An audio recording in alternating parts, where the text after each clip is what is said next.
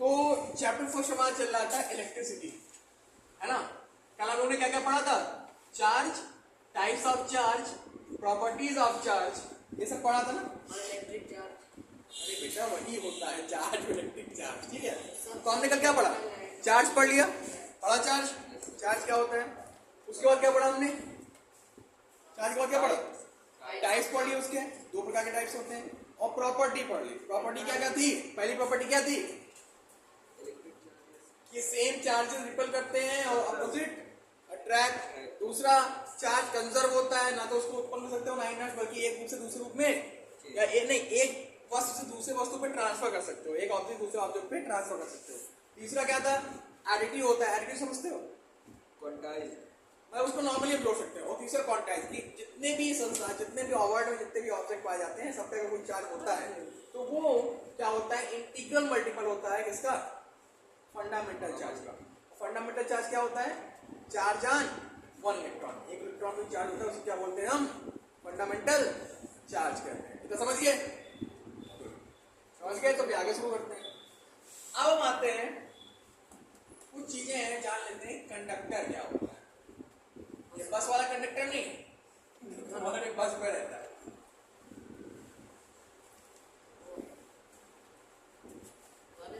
Conductor क्या होता है? और दूसरा, इंसुलेटर क्या होता है?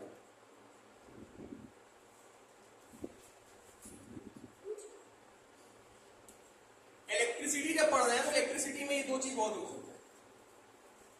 कंडक्टर वो चीज जो कंडक्ट करे, जो चलाए, है ना। जैसे कि इलेक्ट्रिसिटी को जो अंदर से क्या करे, या जो चार्ज को अपने अंदर से फ्लो कराए, है ना। जो इलेक्ट्रिसिटी या चार्ज को अपने अंदर से कंडक्ट कराए उसे क्या बोलते हैं हम? कंडक्टर। तो ऐसा मटेरियल या ऐसा सब्सटेंस जिसके अंदर से चार्ज फ्लो होता हो, और जब चार्ज फ्लो होगा तो करंट फ्लो होगा, और जब करंट फ्लो होगा तो हमें बिजली मिलेगी, मिलेगी ना। फ्लो हो रहा ही नहीं हो रहा है, ठीक। अब आगे लिखते हैं, इसमें लिख लो पहले, एग्जांपल में बताता हूं। सब्सटेंस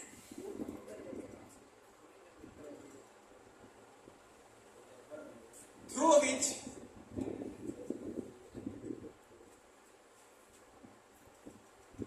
charge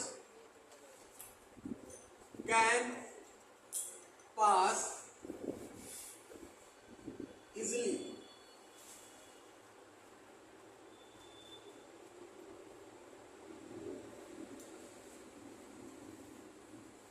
Conductors, मतलब ऐसे सब्सटेंस जिससे चार्ज गुजर सकता है आसानी से। चार्ज जो होता है वो आसानी से गुजर सके, उसे क्या बोलते हैं? कंडक्टर। अच्छा, जब चार्ज फ्लो होता है किसी चीज में, यानी करंट फ्लो हो रहा है, चार्ज गुजरेगा यानी करंट फ्लो हो रहा है। और जब करंट फ्लो किस में होता है? वायर्स में होता है। तार, ये वायर होते हैं, ये बनते किस चीज से? कॉपर, एल्यूमिनियम और सिल्वर, है ना, गोल्ड। बट ये सब, तो ये सब है क्या? ये सब है क्या? मेटल है, मेटल है कि नहीं है? तो यहाँ एग्जांपल में लिखोगे क्या? एग्जांपल में क्या लिखोगे? ऑल मेटल, जितने भी मेटल होते हैं, जितने भी मेटल होते हैं सब में आसानी से चार्ज पास हो जाता है, इसलिए सारे मेटल क्या कहलाते हैं? कंडक्टर कहलाते हैं। ठीक है। अब एक क्वेश्चन अक्सर एग्जाम में पूछता है कि which is the best conductor of charge electricity, है ना। आयरन नहीं होता, क्या है? सिल्वर। और ये क्वेश्चन कंपटीशन भी आया था, एक ऐसा क्वेश्चन कि which is the best reflector and best conductor, मतलब कि सबसे जो लाइट आती है उसको रिफ्लेक्ट कौन सबसे अच्छा करता है और सबसे अच्छा करंट किसमें बहता है, तो वो दोनों क्या है? Silver is the best reflector and silver is the best conductor.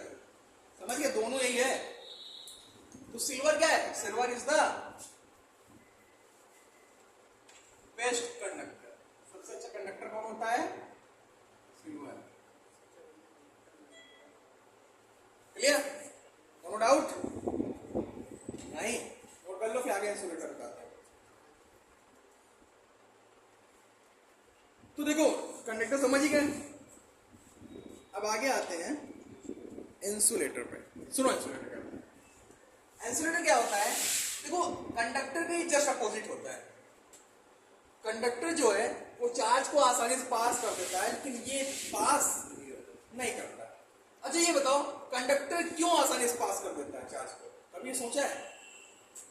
तो यहां लिख लेना बिकॉज ऑफ फ्री इलेक्ट्रॉन। इसके अंदर इलेक्ट्रॉन क्या होते हैं, फ्री होते हैं, मतलब मुक्त अवस्था में तार के अंदर घुमा करते हैं बिना कोई डायरेक्शन के, कोई डायरेक्शन नहीं होता। जैसे इनको हम कनेक्ट करते हैं बैटरी या किसी पावर सप्लाई से, तो ये एक डायरेक्शन में बहने लगते हैं, और जब ये डायरेक्शन बहते हैं तो क्या होता है, करंट भी क्या होने लगता है, फ्लो होने लगता है। अभी आगे बताएंगे बिकॉज ऑफ फ्री इलेक्ट्रॉन, क्योंकि फ्री इलेक्ट्रॉन ज्यादा होते हैं इसलिए क्या है, कंडक्टर है। लेकिन इंसुलेटर क्या होता है, एक ऐसा substance through which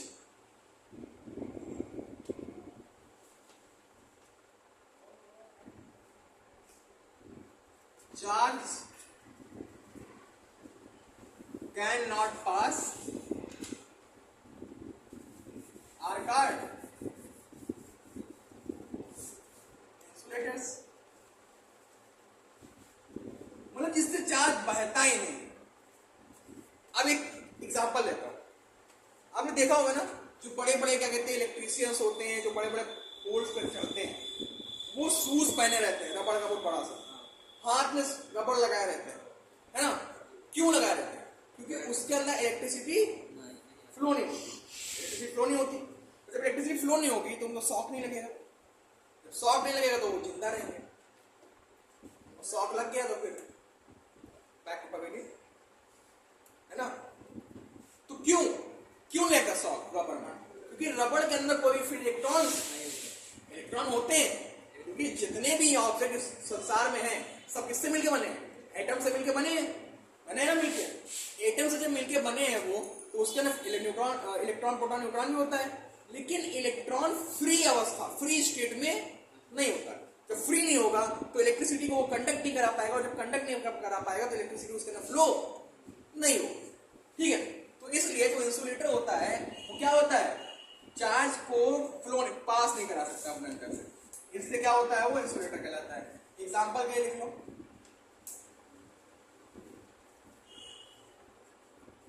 dry would, सूखी लकड़ी। आपने कहा सुना होगा ना कि लकड़ी गीली है इसे इलेक्ट्रिसिटी मत छूना, ये तो क्या करेगी, उड़ा देगी। ठीक है, यहाँ वाटर भी लिख लेना, नॉर्मल वाटर। पानी में जो करंट बहता है ना, क्यों बहता है, कभी सोचा है?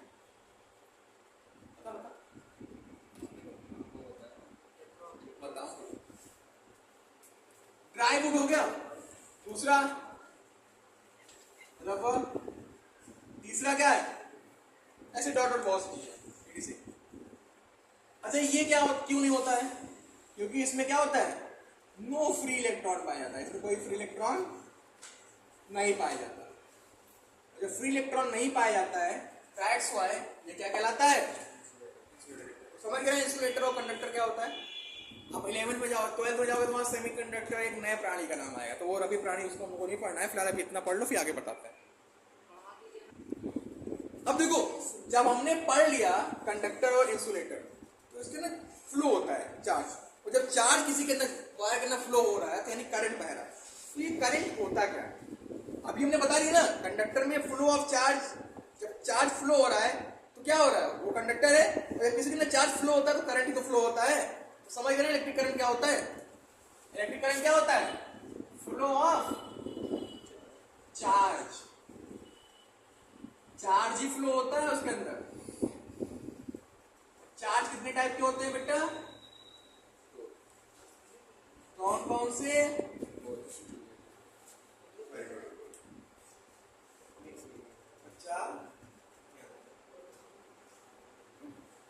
तो इलेक्ट्रिक करंट क्या होता है,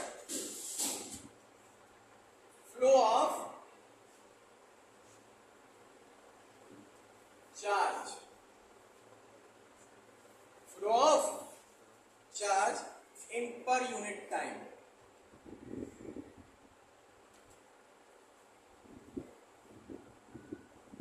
क्या कहलाता है?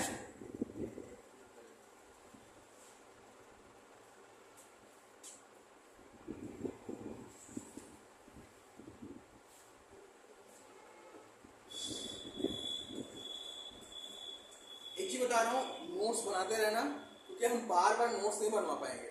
इसके बाद मैं जब क्लास लूंगा ना, थारोली एक बार में पूरा चैप्टर या आधा चैप्टर खत्म करने का प्रयास करूंगा, क्योंकि नोट्स बनवाने में समय लगता है। और अभी से मेहनत करते रहो कि नोट्स बनता रहे।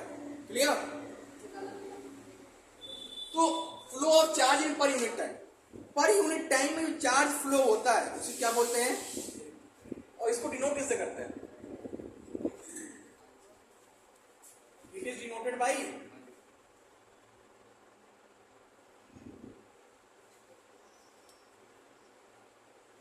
आई। इसको किससे डिनोट करते हैं? आई से, है ना। अब वो क्या कह रहा है? फ्लो ऑफ चार्ज मतलब चार्ज बह रहा है पर यूनिट, मतलब पर मतलब upon time. Flow of charge in per unit time, flow of charge in per unit time, flow of charge in per unit time क्या कहलाता है? Electric current. Flow of charge in per unit time is called electric current. हो गया ना? तो electric current आई बराबर क्या हो जाएगा?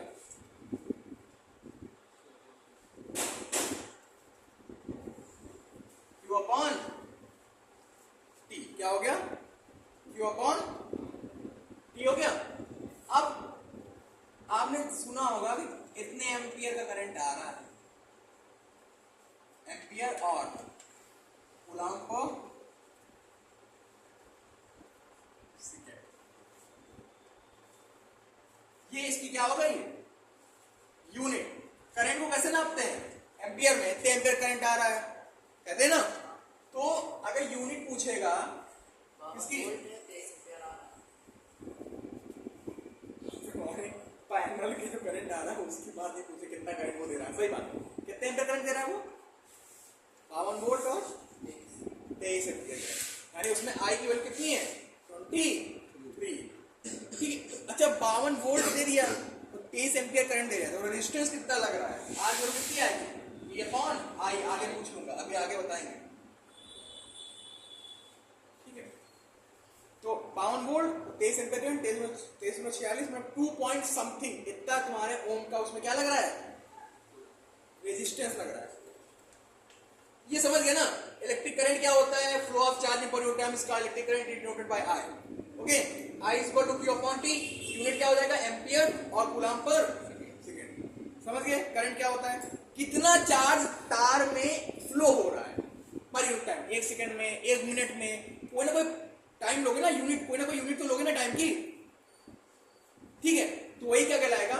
एक निश्चित समय में कितना करंट फ्लो हो रहा है वायर से, वही क्या कहलाता है? Electric current. चेक करने के लिए कुछ ना कुछ तुम उसको लेते हो ना, time. Electric current I is equal to Q upon T, और यूनिट क्या हो जाएगा? एम्पियर या कूलम्ब पर सेकंड। समझ में आ गया? अब देखो, आपने सुना होगा कि 1 एम्पियर करंट फ्लो हो रहा है, तो 1 एम्पियर कब फ्लो होता है? अगर कोई पूछ ले कि 2 एम्पियर करंट फ्लो हो रहा है, 3 एम्पियर करंट फ्लो हो रहा है, 4 एम्पियर फ्लो हो रहा है, ठीक है, तो जानते हो नॉर्मली हम तुमसे पूछा जाता है कि 1 एम्पियर करंट कब फ्लो होगा। ऐसे पूछेगा कि 1 एम्पियर करंट क्या होता है, ऐसा पूछता है अक्सर एग्जाम पूछता है कि 1 एम्पियर क्या होता है। तो एक चीज देखो, हमने पढ़ाया I equal to Q upon T होता है ना बेटा। यहाँ फोकस करो, लिखने में फोकस तुम लोग ज्यादा करते हो। नोट्स कंप्लीट कर लो, पढ़ाना क्या हम बता, रोज भेज दिया करें, कंप्लीट कर लिया करो।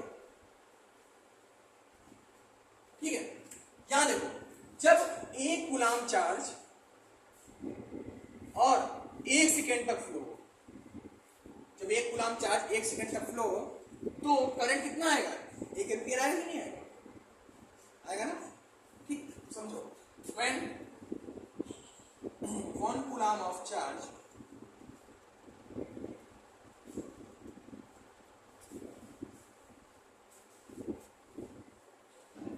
flow through, कहाँ फ्लो होता है? चार्ज कहाँ फ्लो होता है? अभी बताया है, कंडक्टर में बेटा, कंडक्टर में। Flow through conductor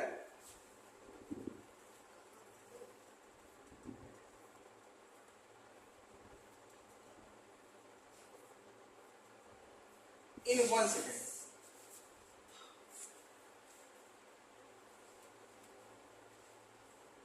Then the value of electric current will be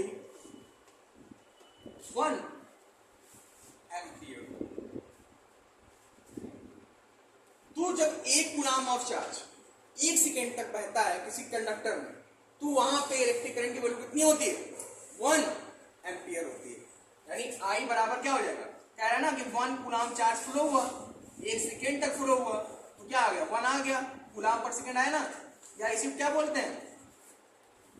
ampere बोलते हैं नहीं बोलते हैं?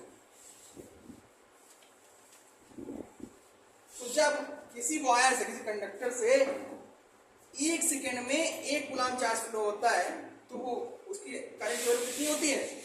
1 एम्पियर। समझ गए? कोई डाउट? अभी हमने एक वहां कूलाम पढ़ाया था ना चार्ज, तो 1 कूलाम कैसे पूछ लेता है वो भी पढ़ लेते हैं। इतना समझ गए कि नहीं समझ गए? इलेक्ट्रिक करंट क्या होता है, 1 एम्पियर क्या होता है, समझ में आ गया ना? कंडक्टर क्या, तो इंस्टीट्यूट क्या, समझ में आया कि नहीं आया? कोई डाउट? इतना नोट कर लो, फिर आगे पढ़ाता हूँ 1 कूलाम क्या होता है। अब देखो, अभी हमने 1 एम्पियर पढ़ लिया, ऐसे ही 1 कूलाम क्या होता है ये भी क्वेश्चन पूछ लेता है। 1 कूलाम क्या होता है? समझो 1 कूलाम क्या होता है। अभी हमने फॉर्मूला पढ़ा, क्या फॉर्मूला पढ़ा? I is equal to Q upon T। ये पढ़ा ना फॉर्मूला भी? I is equal to Q upon T पढ़ा ना? तो क्योंकि कूलाम के बारे में पूछना है, तो Q बराबर क्या हो जाएगा? I into T। सबसे पहले डिफरेंस है मल्टीप्लिकेशन ऑफ करंट टाइम इसका चार्ज, है ना? तो चीज ध्यान दो, जब 1 एम्पियर करंट 1 सेकेंड तक फ्लो होगा, जब 1 एम्पियर करंट 1 सेकेंड तक फ्लो होगा, तो चार्ज की वैल्यू क्या होगी? 1 कूलाम। और मतलब से when 1 एम्पियर करंट कहां फ्लो होता है? Current flow through conductor.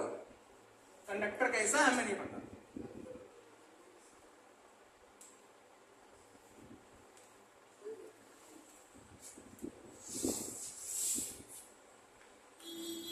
इन 1 सेकेंड। 1 सेकेंड में जब एक एम्पियर करंट फ्लो होता है कंडक्टर से, then the value of charge will be 1 क्या? कूलाम। तो 1 कूलाम क्या होता है? जब 1 कूलाम क्या होता है? जब 1 एम्पियर करंट किसी कंडक्टर से 1 सेकेंड तक फ्लो होता है, तो क्या कहलाता है वो?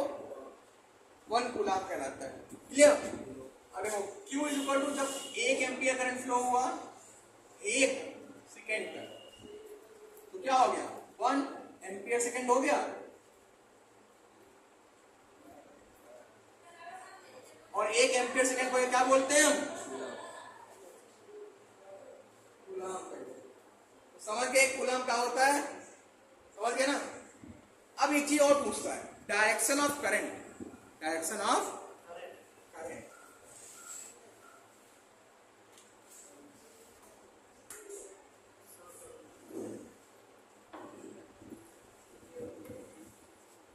डायरेक्शन ऑफ,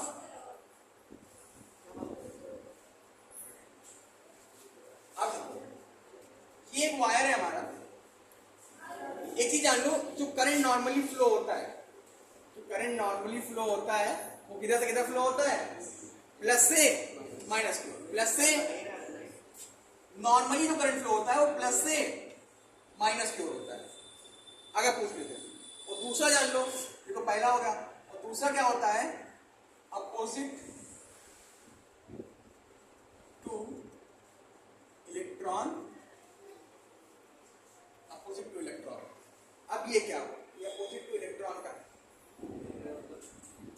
ये वायर है हमारा, इसको हमने बैटरा से कनेक्ट कर दिया, ये प्लस हो गया, ये माइनस। इसके अंदर इलेक्ट्रॉन होते हैं कंडक्टर के अंदर, मैंने बता रखा है, ये पेड़ पौधा नहीं है, ठीक है, ये बैटरा है, ये वायर है, इसके अंदर इलेक्ट्रॉन है। अब देखो हमने बता रखा है करंट क्या होता है, हमेशा फ्लो होता है प्लस से माइनस की ओर, और एक अपोजिट डायरेक्शन में होता है इलेक्ट्रॉन। क्यों, जान लो, क्योंकि इलेक्ट्रॉन में क्या होता है माइनस चार्ज, और यहाँ क्या है प्लस चार्ज, और अपोजिट चार्ज हमेशा एक दूसरे क्या करते हैं, अट्रैक्ट करते हैं। तो जब ये इधर की ओर भगेगा, लेकिन हमारा करंट इधर की ओर बहता है, प्लस से माइनस की ओर बहता है, इसलिए अगर पूछे what will be the direction of current, तो बताओगे प्लस से माइनस की ओर, है ना, और अपोजिट डायरेक्शन में इलेक्ट्रॉन की ओर। क्या किया, अरे आ जाएगा, समझ गए इतना, नो डाउट। तो हमने ये पढ़ा दिया तुमको, क्या क्या पढ़ाया आज, कंडक्टर, इंसुलेटर, है ना, इलेक्ट्रिक करंट, है ना, क्या होता है, और 1 एम्पियर क्या होता है, 1 कूलाम क्या होता है, और डायरेक्शन ऑफ करंट क्या होता है। क्लियर, इतना समझ गए। अच्छा एक चीज बताओ, चलो ठीक है, हमने इलेक्ट्रिक करंट में पढ़ा दिया, ये करंट का मतलब क्या होता है, अगर इस टर्म में ना जाए तो करंट का मतलब क्या होता है।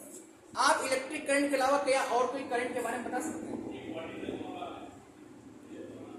कभी वाटर करंट सुना है,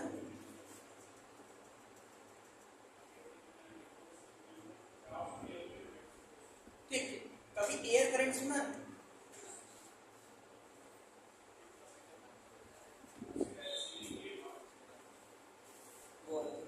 ये तो सुना है तुमने, इलेक्ट्रिक करंट।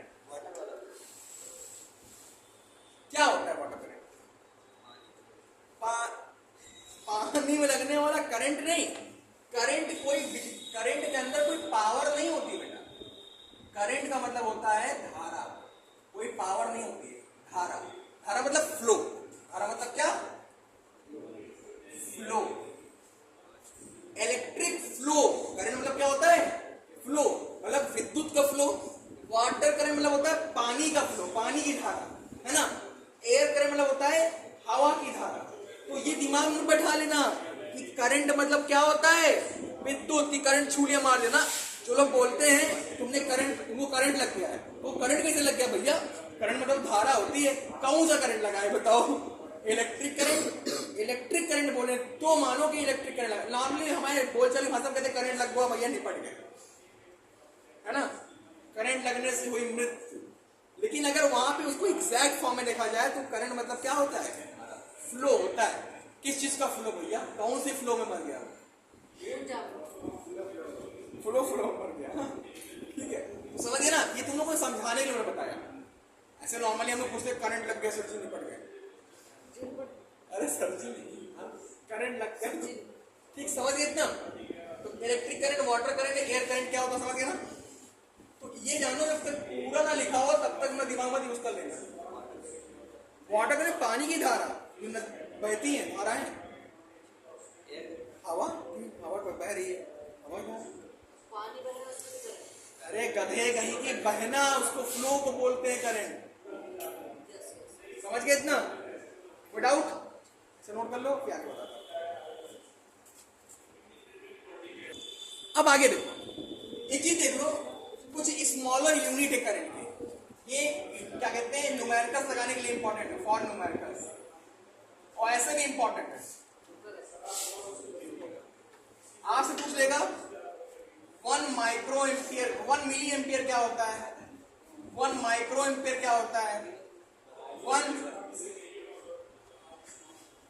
पिको एम्पियर क्या होता है, 1 नैनो एम्पियर क्या होता है, माइक्रो मतलब 10⁻³ एम्पियर। जब ये ऐसा लिखा हो तो उसको इस फॉर्म में लिख लेना, नॉर्मल फॉर्म में, एम्पियर में चेंज करना है।